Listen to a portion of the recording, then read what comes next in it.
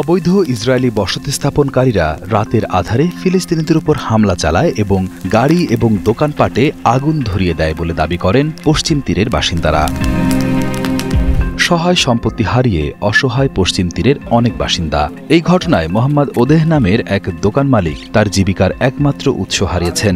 গাড়ির পার্টসের এই দোকানটি দিয়েই তিনি তার সন্তানদের বড় করছিলেন, যা আজ শুধুই ধ্বংসস্তূপ। গাড়ি মেরামতের জন্য দোকানটি আমার এবং এটি আমার বাচ্চাদের লালন পালনের আয়ের উৎস। গতকাল সন্ধ্যা 7:25 বসতি ইসরায়েলি স্থাপনাকারীরা এখানে এসে গাড়িতে আক্রমণ করছিল এবং আমাদের কাছে এটি রেকর্ডে আছে।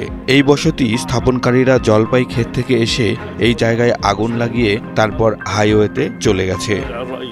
21 নভেম্বর শুক্রবার সকালে নাবলুসের হুয়ারা গ্রামে হৃদয়বিদারক দৃশ্যটি দেখা যায়। সেখানে সারি সারি পোড়া গাড়ির কঙ্কাল পড়েছিল। সেখানকার বাসিন্দাদের দাবি, ইসরায়েলি বসতি স্থাপনকারীরা রাতের আধারে ফিলিস্তিনিদের উপর হামলা চালিয়ে গাড়ি এবং দোকানপাটে আগুন ধরিয়ে দেয়। ইসরায়েলি সেনাবাহিনী জানিয়েছে, তারা খবর পেয়ে ঘটনাস্থলে তল্লাশি চালিয়েছে, কিন্তু কোনো সন্দেহভাজনকে খুঁজে পায়নি।